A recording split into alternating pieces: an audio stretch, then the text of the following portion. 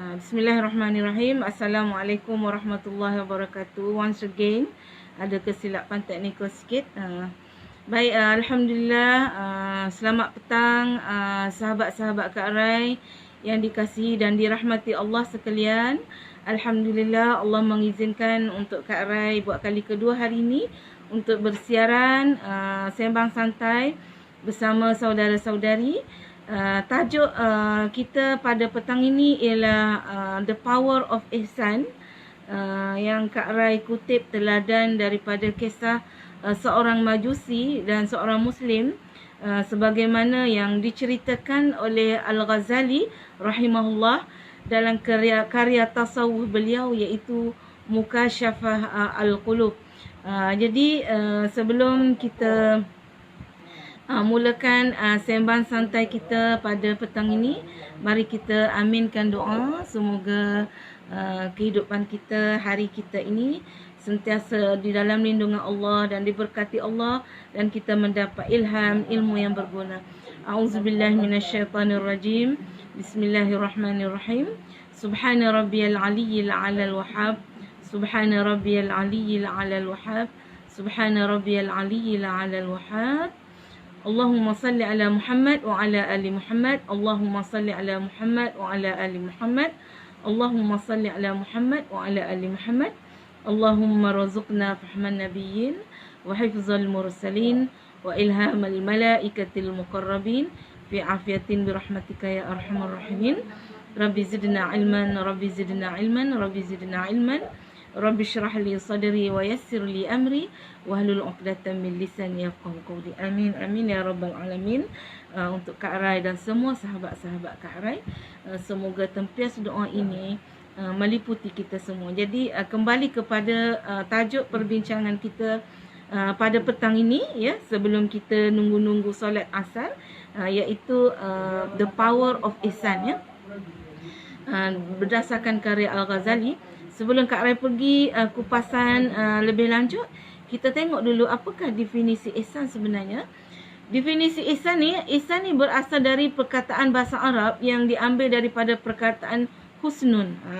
Husnun yang merujuk kepada kualiti sesuatu yang baik dan indah.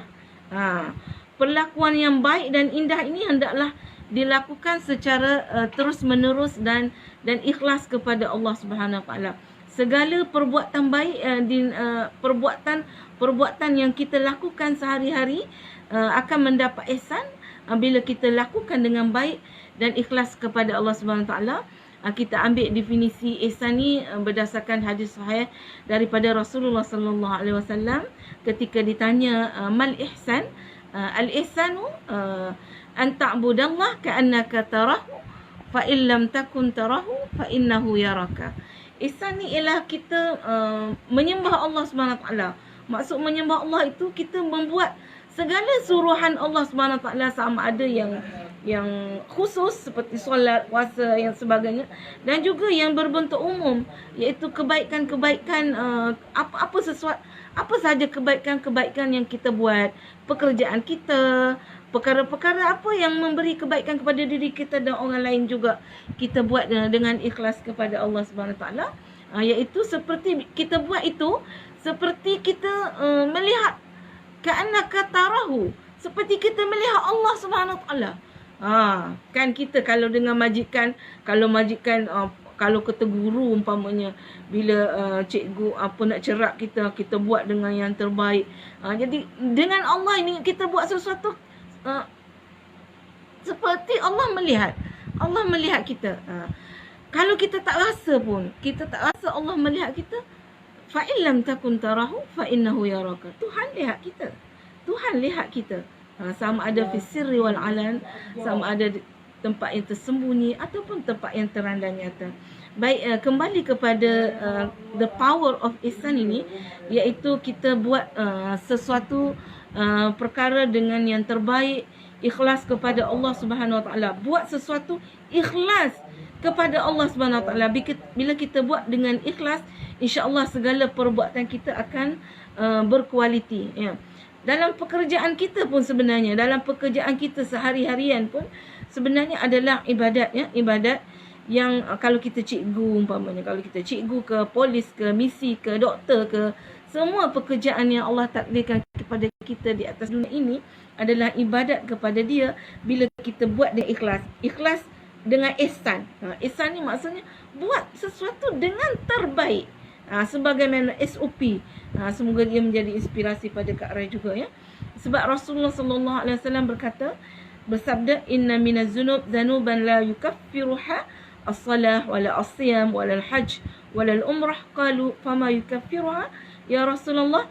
Wala al-humum fi talabil ma'ash.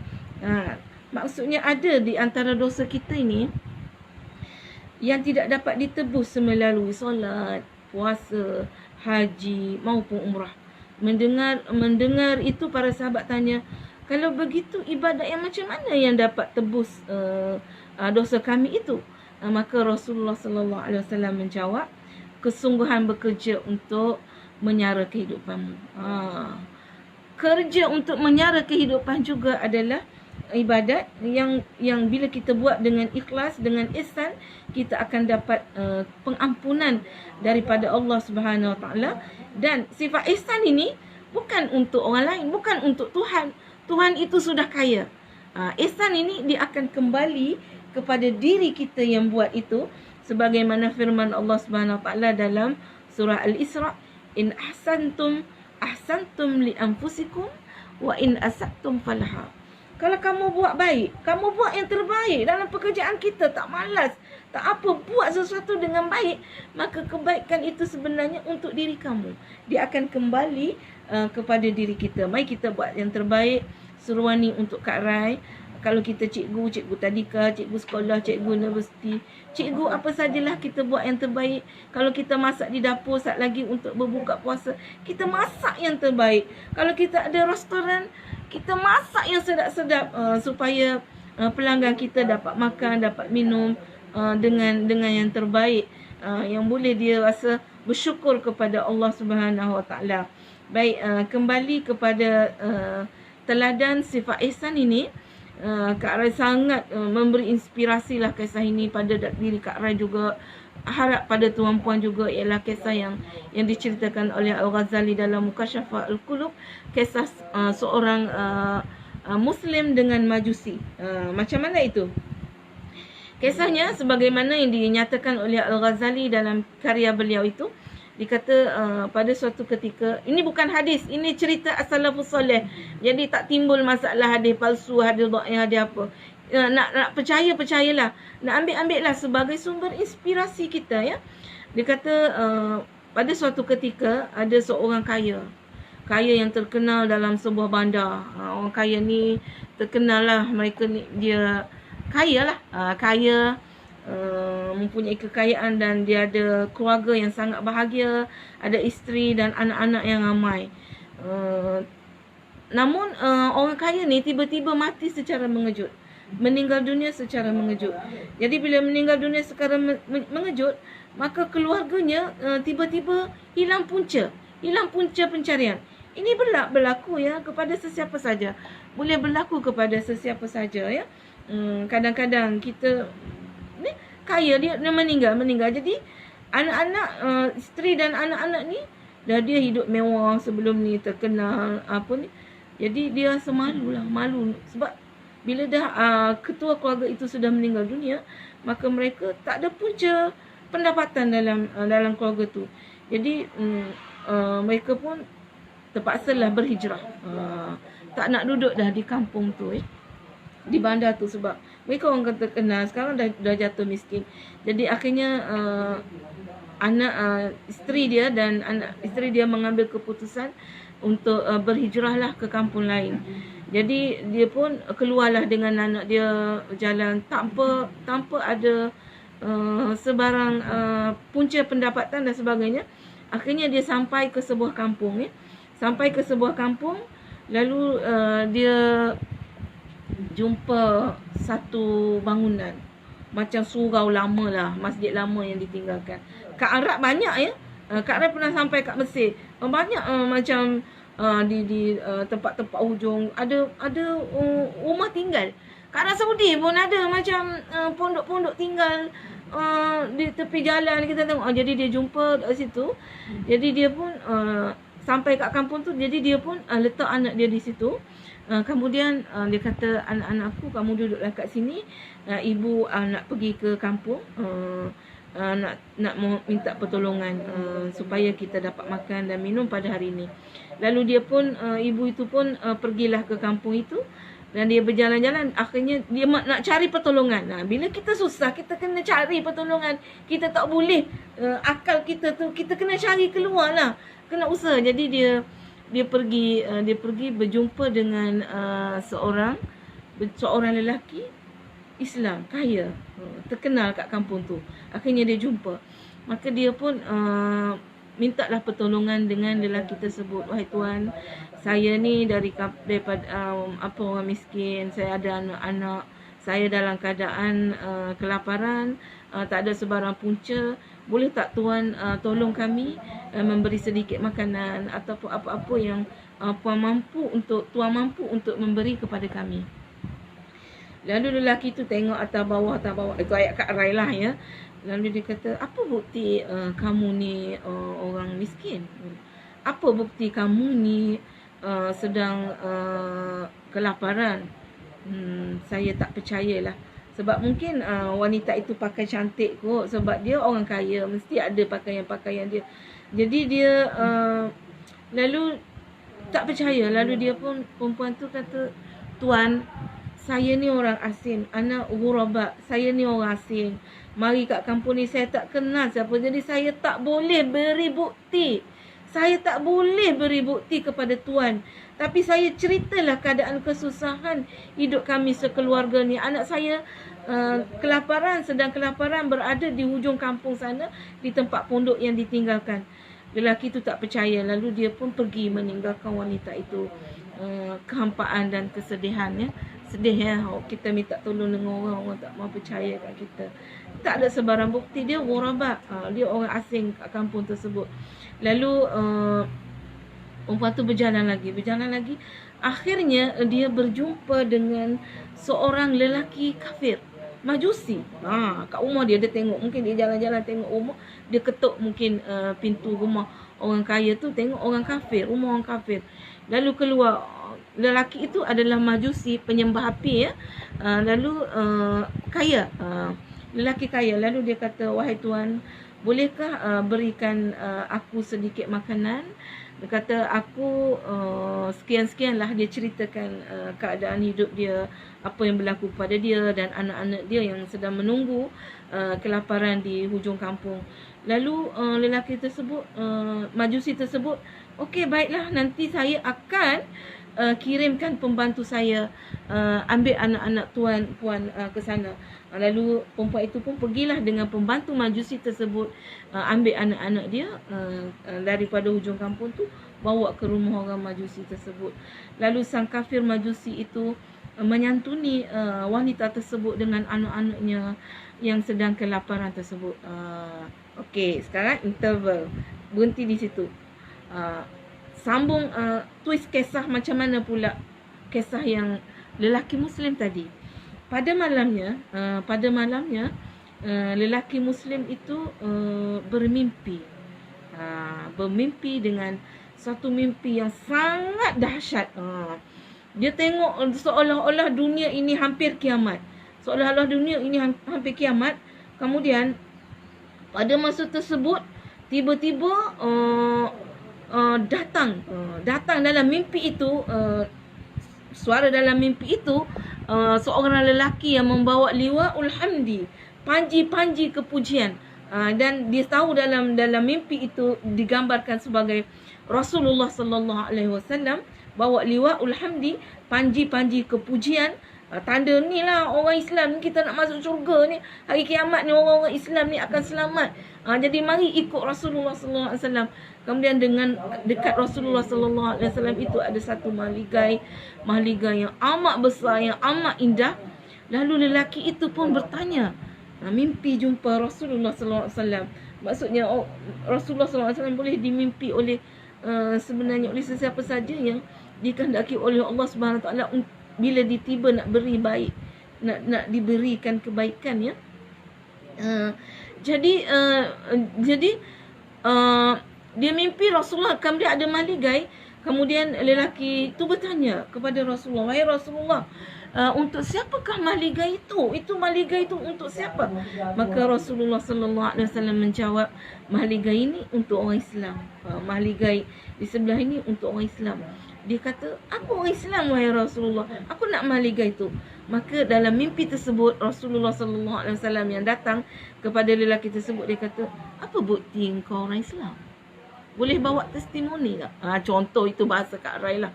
Apa bukti kamu orang Islam? Oh, bila dia dengar ayat sentap tu, dia pun teringat kepada apa yang berlaku kepada dia di siang hari tadi. Bila wanita yang datang kepada dia mohon pertolongan tu, dia minta bukti. Sekarang dia pun tersedar. Dia pun tersedar dalam keadaan yang cemas, dalam keadaan yang menyesal. Lalu dia bangun, ketika itu juga dia keluar rumah, dia cari ke mana, di mana wanita tersebut. Dia cari pagi itu di sekeliling kampung. Akhirnya diketahui oleh dia, wanita tersebut berada di rumah seorang kafir Majusi di kampung tersebut. Lalu dia pun pergi kepada Majusi tersebut. "Wahai tuan, ada tak wanita dan anak-anak di sini?" Wanita yang ni sekian, dia gambarkan figure ni. Lalu Majusi berkata, "Ada. Boleh tuan beri kepada saya nak bawa balik ke rumah saya." Sebab dia orang Islam. Lepas tu lelaki Majusi tu kata, "Tak mau, saya nak santuni wanita ini. Saya dah rasa keberkahan wanita ini dalam hidup saya." Lalu lelaki Islam tadi kata, "Nah, ambil 1000 dinar ni. Bagi saya wanita tu." "Tidak, saya tak akan beri. Saya tak akan beri wanita ini kepada tuan. Wanita ini dan mahligai yang dijanjikan oleh Rasulullah sallallahu alaihi wasallam itu adalah milik saya." Lelaki Muslim itu terkejut. Dia kata, terkejut dengan apa yang diucapkan oleh Majusi tersebut. Lalu Majusi itu pun berkata, "Saya juga bermimpi sebagaimana apa yang tuan mimpikan. Apa yang tuan inginkan itu sebenarnya bukan milik tuan. Itu milik saya." Tapi lelaki itu kata, "Kau bukan orang Islam. Maligai itu untuk orang Islam." Maka lelaki itu berkata, "Aku bersaksi bahawa asyhadu an la ilaha illallah wa asyhadu anna Muhammadar Rasulullah." Lelaki Majusi itu akhirnya memeluk Islam. Dia kata, "Kau tak boleh sombong dengan Islammu itu." Lalu "Demi Allah, aku telah bermimpi seperti mimpimu dan aku telah masuk Islam." Rasulullah juga berkata kepadaku, Rasulullah tanya kepadaku malam tadi, "Apakah wanita dan anak-anak yatim yang ada bersamamu?" Aku menjawab, "Ya, benar." Jadi Rasulullah sallallahu alaihi wasallam dalam mimpi itu berkata, "Mahligai itu adalah untukmu dan keluargamu." Maka sedihlah lelaki Muslim itu tadi, berlalu dengan penyesalan yang amat sangat, ya. Baik tuan-puan, saudara-saudari yang dikasihi Allah sekalian, daripada kisah ini sebenarnya mengandungi banyak inspiration, motivasi yang kita boleh guna pakai dalam kehidupan kita, ya. Bila datang orang meminta pertolongan, sebenarnya kita tak perlu sebenarnya nak tanya apa bukti apa-apa. Bagi je.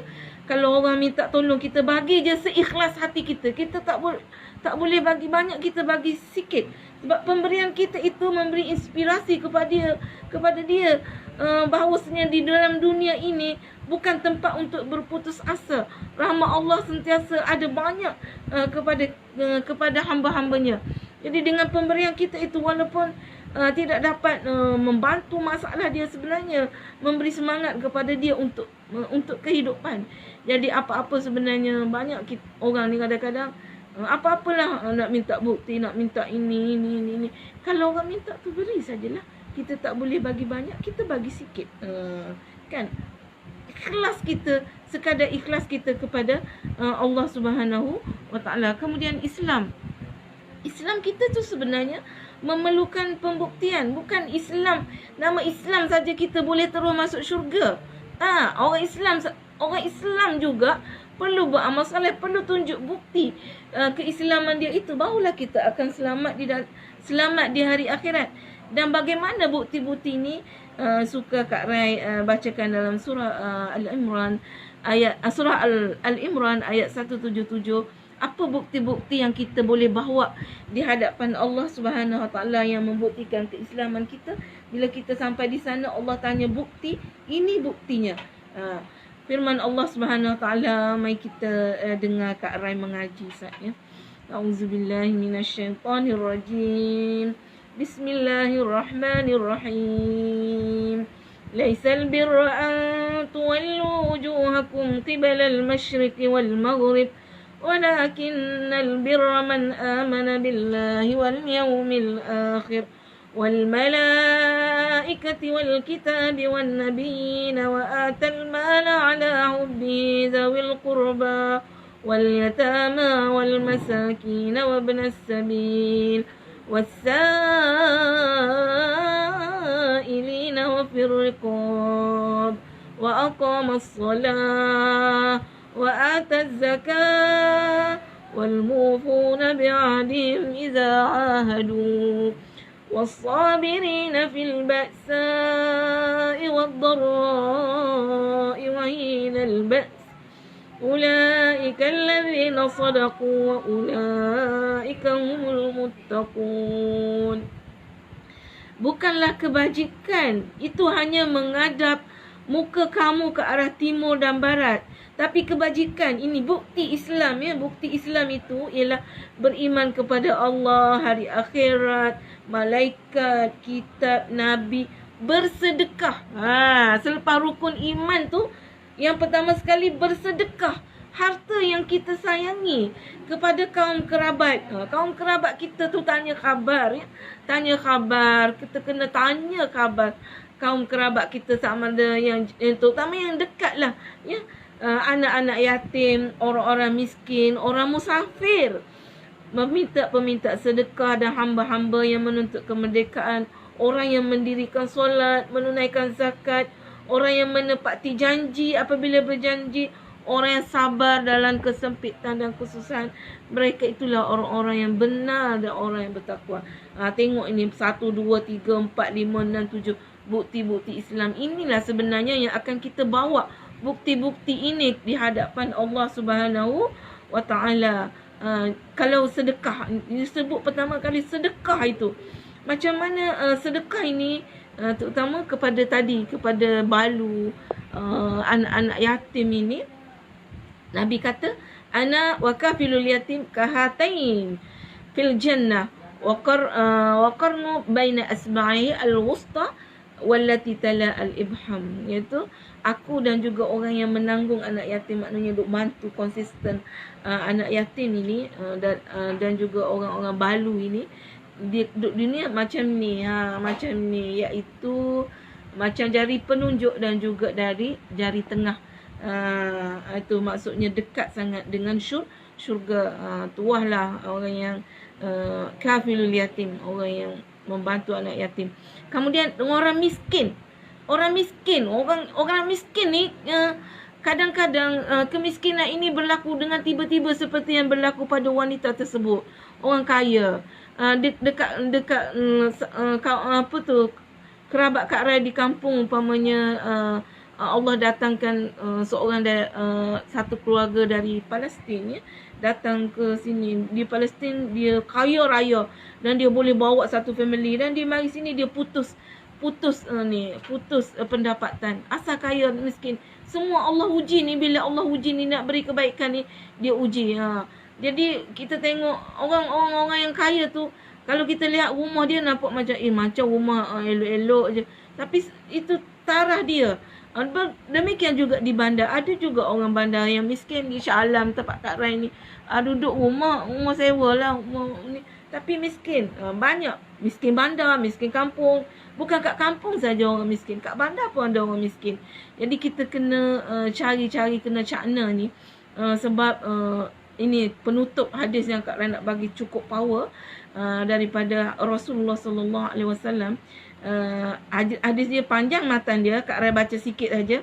Ittakhazu indal fuqara abadiyah fa inna lahum daulatan qila ya Rasulullah wa ma daulatuhum qala yunadi munadin yaumal qiyamah ya ma'syaral qumu fala yabqa faqirun illa qama hatta iza ajtama'u qila udkhulu ila sufufi ahlil qiyamah au kama qala. Yang terus dalam ni dia kata Nabi Muhammad SAW anjurkan kita banyak-banyaklah kamu mengenal orang fakir. Kena cari, kena selidik kaum kerabat, apa siapa jiran-jiran tetangga yang fakir ni, kamu pergi cari, usaha cari.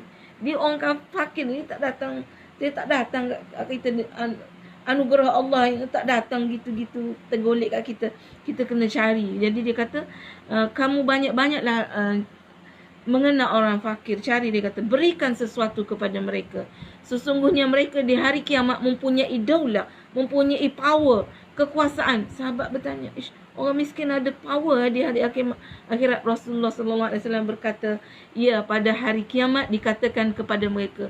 Pada hari kiamat esok-esok Rasulullah berkata kepada orang-orang fakir tu, lihatlah siapa di kalangan umat-umat ni, di kalangan sahabat-sahabat, di kalangan yang ada ini, yang pernah membantumu di atas dunia, beri ke sedikit makanan, minuman ataupun pakaian kepada kamu, maka heretlah mereka ke syurga. Masya Allah, hebat sebenarnya pahala, the power of ihsan, the power of sedekah. Dan yang kita buat itu dengan ikhlas kepada Allah Subhanahu Wa Taala, dan kita akan dapat insya-Allah syafaat daripada orang-orang fakir. Rupanya orang-orang fakir juga diberi daulah, diberi syafaat kecil oleh Allah Subhanahu Wa Taala di hari akhirat. Dia boleh heret tangan kita kalau kita membantu mereka di atas dunia ini. Nah, sekianlah siri inspiratif Kak Rai pada petang ini. Semoga memberi manfaat untuk diri Kak Rai dan juga ahli-ahli dalam rumah ini yang sedang mendengar siaran Kak Rai, suami Kak Rai yang dicintai, anak Kak Rai Husnan, nama dia pun Husnan. Semoga Allah memberkati kita semua. Much love. Allah bless. Aqul qawli hadza astaghfirullahal azim li wa lakum. Assalamualaikum warahmatullahi wabarakatuh.